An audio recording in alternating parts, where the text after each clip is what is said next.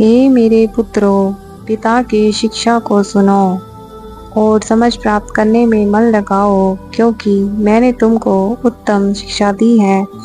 मेरी शिक्षा को ना छोड़ो। देखो, मैं भी अपने पिता का पुत्र था और माता का अकेला दुलारा था, और मेरा पिता मुझे यह कहकर सिखाता था, तेरा मन मेरे वचन पर लगा रहे, तू मेरी आज्ञाओं का पालन कर, तब जीवित रहेगा।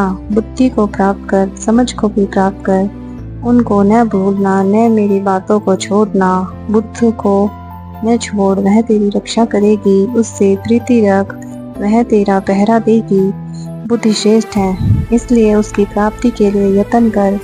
जो कुछ तू प्राप्त करे उसे प्राप्त तो कर, परंतु समझ की प्राप्ति का यत्न घटने न पाए। उसकी बड़ाई कर, वह तुझको बढ़ाएगी। जब तू उससे लिपट जाए, तब वह तेरी महिमा करेगी। वह तेरे सिर पर शोभायमान मुकुट बांधेगी और तुझे सुंदर मुकुट देगी। हे मेरे पुत्र, मेरी बातें सुनकर ग्रहण कर, तब तू बहुत वर्ष तक जीवित रहेगा। मैंने तुझे बुद्धि का मार्ग बताया है और सिधाई के पथ पर चलाया है। चलने में मुझे तुझे रोक टोक न होगी। चाहे तू दौड़े तो भी ठोकर न खाएगा। शिक्षा को पकड़े रह, तुझे उसे छोड़ न दे, उसकी रक्षा कर, क्योंकि वह तेरा जीवन।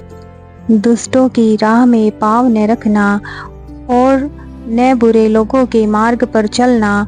उसे छोड़ दे, उसके पास से भी न चल, उसके निकट से मुड़कर आगे बढ़ जा, क्योंकि दुष्ट लोग यदि बुराई न करे तो उनको नींद नहीं आती, और जब तक वे किसी को ठोकर न खिलाए तब तक उन्हें नींद नहीं मिलती।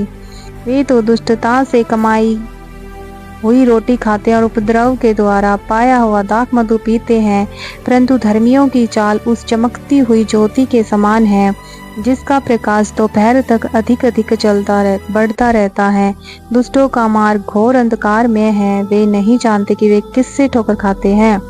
हे मेरे पुत्र, मेरे वचन ध्यान करके सुन और अपना कान मेरी बातों पर लगा। इनको अपनी आंखों की ओट न होने दे, वरन अपने मन में धारण कर, क्योंकि जिनको वे प्राप्त होती है वे उनके जीवित रहने का और उनके सारे शरीर के चंगे रहने का कारण होती हैं। सबसे अधिक अपने मन की रक्षा कर, क्योंकि जीवन का मूल स्रोत वही है।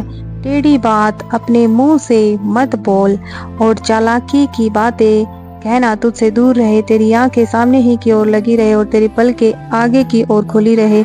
अपने पाँव रखने के लिए मार्ग को धर कर और तेरे सब मार्ग ठीक रहे। न तो दाहिनी ओर मुड़ना, न बाईं ओर। अपने पाँव को बुराई के मार्ग पर चलने से हटा ले। आमीन।